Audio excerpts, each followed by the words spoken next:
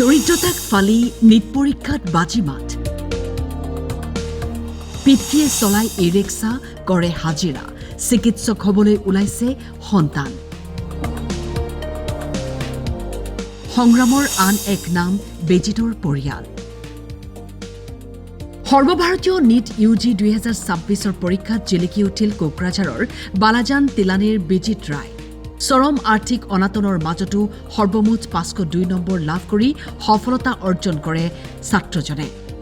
বেজিতৰ এই অনবদ্য সফলতাই প্ৰমাণ কৰিলে একাগ্ৰতা থাকিলে দৰিদ্ৰতা কেতিয়াও হেঙাৰ হ'ব নোৱাৰে বেজিতৰ পিতৃ গোবিন্দ ৰায় পেছাত এজন ই ৰিক্সা চালক জীৱিকাৰ বাবে কৰে হাজিৰা কৰে খেতিবাতিৰ কামো পুত্ৰই অৱশেষত সাৰ্থক কৰিলে দিনে নিশাই হাড়ভগা পৰিশ্ৰম কৰা পিতৃ মাতৃৰ কষ্ট মই মানে ছাৰ কি ক'ব এইবিলাক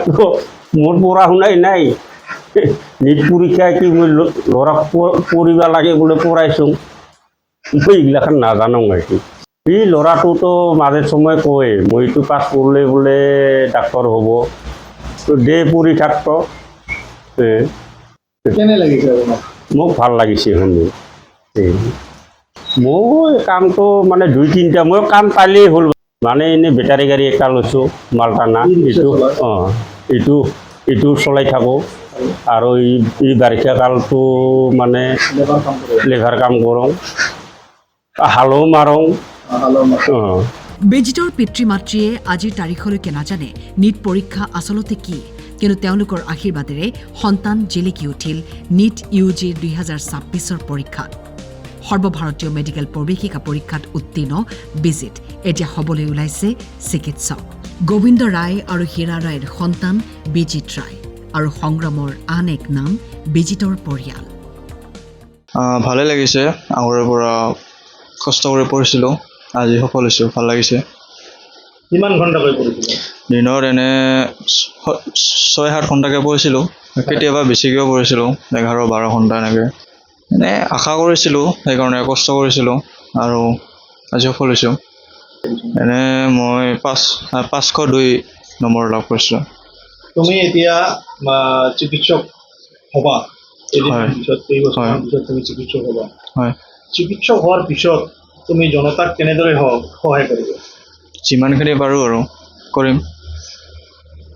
যিসকলে NEET পৰীক্ষা দিব হয় তেওঁলোকৰ প্ৰতি তোমাৰ এডভাইচ কি ধৈৰ্য ৰাখিবা ভালকৈ কষ্ট কৰিলে সফল হ'বা নিজৰ ওপৰত বিশ্বাস ৰাখা আৰু কষ্ট কৰি যোৱা এইখিনিয়ে এয়া তোমাৰ প্ৰথম এটেম্প আছিল নে দ্বিতীয় এটেম্প মই হায়াৰ ছেকেণ্ডাৰীৰ লগতে দিছিলোঁ এবাৰ এনে ট্ৰাই কৰিবলৈ তাৰপিছত তেতিয়া মানে এনে দিছিলোঁ আৰু এতিয়া হোৱা নাই এইবাৰ ছেকেণ্ড এটেম্প এইটো কাউন্সেলিং কেতিয়া আৰম্ভ হ'ব কাউন্সেলিং এতিয়ালৈকে কোৱা নাই